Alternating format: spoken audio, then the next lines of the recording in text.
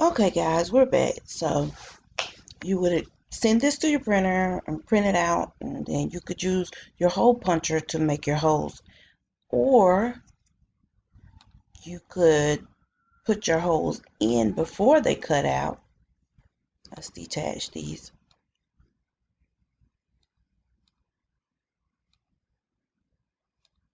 And get a shape, and get a circle shape.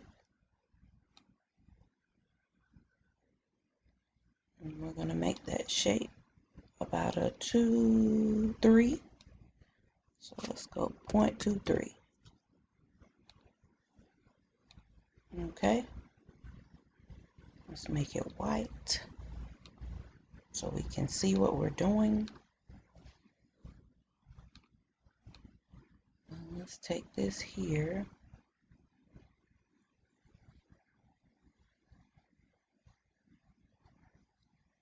Yeah, I can see how it lines up right here for 1.5.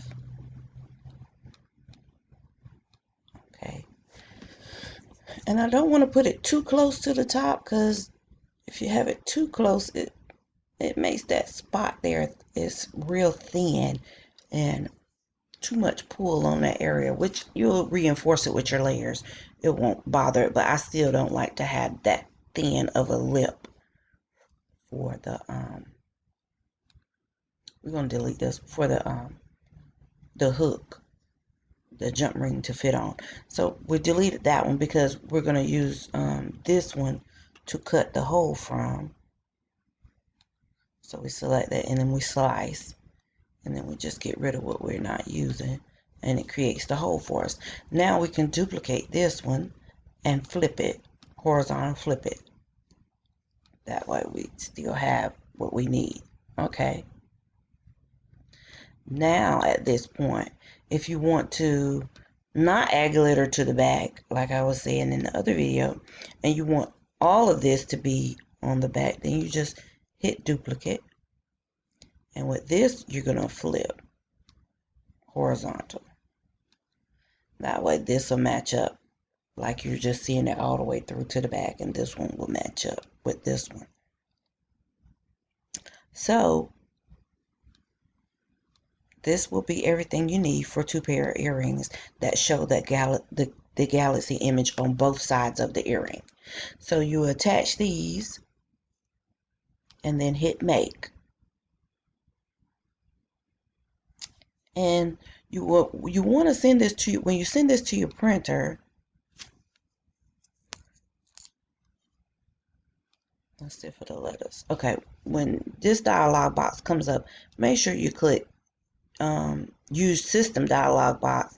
That way when you're sending it to your printer, you can use your printer's dialog box. That way you could change settings if you need to. If you're using this on photo paper, you can change your printer settings to glossy if you're using on glossy photo paper, or matte photo paper. If you're using on matte, then you change the setting to you're using matte paper, a matte photo paper, or any paper that's matte, or construction paper, not construction paper, but cardstock paper. You want to make sure it's on matte. Your printer is set to matte. You can mess with your settings however you like, and also make sure it is on bleed. That way if you had like a little image at the corner, it doesn't necessarily cut it off, and it adds a little extra. That way if for any reason the cutter is off a little bit, you don't get any of this white into your diamond shape. It will all be color like a bleed. So let me see if it'll let me go into mine. It probably won't, since I don't have my printer attached.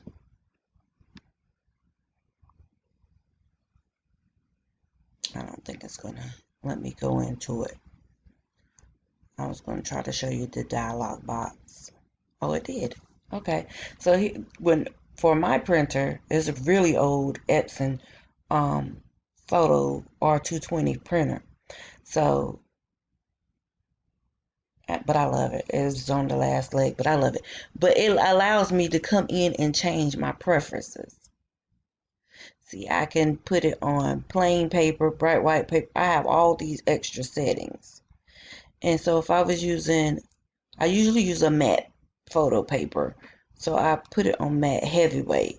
That's for cardstock or whatever paper that's not glossy. If you're using a different paper that's not glossy, except for printer paper, then you want to put it on plain or bright white or whatever. But say if you're using t-shirt transfers, you put whatever, any of these settings, whatever the type of paper you're using, you choose that. But I usually use my matte, and you leave it on that size. And then I have a advanced button here, so I could come in here and change my color controls in the gamma. I've worked with this thing for a while, so I know it from in and out. So I come in here and mess with this accordingly. And I always put it on print preview. That way on my next screen, it will show me a preview of what I'm trying to print. So if I don't know what printer you all use, but it should have printing preferences for that printer. So let's cancel this. Let's cancel. Yes. Cancel. Okay. Once you have your images printed, or you could do it before. If you want to do it before, then you just select these and make a duplicate. Before you do all your printing, you can have all your files set up if you want to. So let's attach these back and let's cut them off. Okay, now for your layers, let's say you want to have at least 4 layers for each earring. You did a duplicate of these, and you want to come up to here and make sure they're on cut, because now we're not doing print then cut, we just want to cut. And you want to use your white cardstock or black cardstock to cut these out. When I do this, I slide this over so I will know. It's going to give me a 1/4 inch, but I slide it over from the top and the side, and I make sure it does not, like my black cardstock is 8.5 by 11, so I make sure whatever I'm printing comes out to, this is 8.5 here, so I make sure it comes out to 8 1/4, because Cricut is going to take that much space from you anyway for cutting. Well, it will in print then cut. Print then cut will only give you 6.75 width and 9.25 height. So whatever your print then cut, if it does not fit within those measurements, you will have to use 2 sheets of paper. But with this, I can bump it all the way to my size. My paper width is 8.5, so I can bump it all the way to 8.25. So if I had some other shapes I needed to cut, I could put them in. I could put it right here as well, as long as it didn't come all the way to this corner. I hope that I explained that correct for y'all. Okay. Now we're gonna make the shapes for the diamond earrings you just cut then printed. Printed then cut. Cut then printed. But anyway, we're gonna make the diamond layers to go in between those earrings. Even if you did glitter on the back, you still need your layers. Okay, so I made a duplicate of these two. Let's group them just to hold them together. And I said we're going to do 4 layers, so we're going to duplicate. And remember, your paper is 8.5 by 11, so we don't have room to put another diamond over here because it would be over the 8.5. Duplicate again. And we might have enough to do one more. Let's see. No, it's over. So we have enough for 3 layers for 1 sheet of 8.5 by 11 black cardstock or white cardstock. So we would have to do these three. We would have to attach these, hit make, and load up your black cardstock or white cardstock onto the mat, and then hit continue and cut these out. And then you would have to come back and detach. Let's hide that and hide that, and then cut the last two, since you're going to have four. And then one side would be four for one earring, and the other side would be four for the other earring. I hope this helps. You could do any image you want, any shape you want. Just look back on the first video. You do any image, any shape, but make sure you're using a site that allows you to use free images.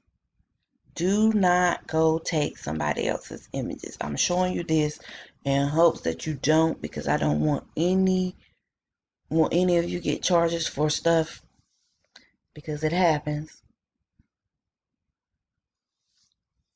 Just use a site that you can use free images, or use your own. Make your own stuff. You could do photos of your family, friends, whatever you want. You could use that method to do any type of earring you want. You have creative control. Just don't use someone else's images. You run the risk of getting yourself in a lawsuit. And I've seen it happen numerous times in craft groups. So just be careful. I know a lot of people are doing the using images for branding, like Pepsi and just any of the cartoon stuff. There's a lot going on with that on clothing and just a lot of stuff.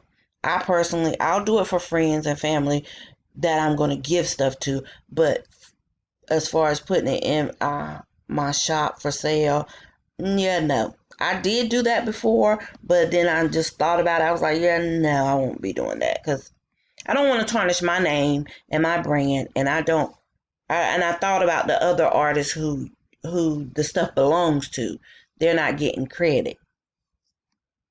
So I wouldn't want that done to me, so I don't do it. Again, the choice is yours. But you can use any image you want. And especially if you're here on a site like this site, you see they have tons. You can discover more. They have tons. If you don't see it, you can click it. You can search it. So any of this, you can make cute little small little button earrings for your niece and nephew, or if you have small kids, you can make that, and you could just do anything you like on any shape. I hope this helps.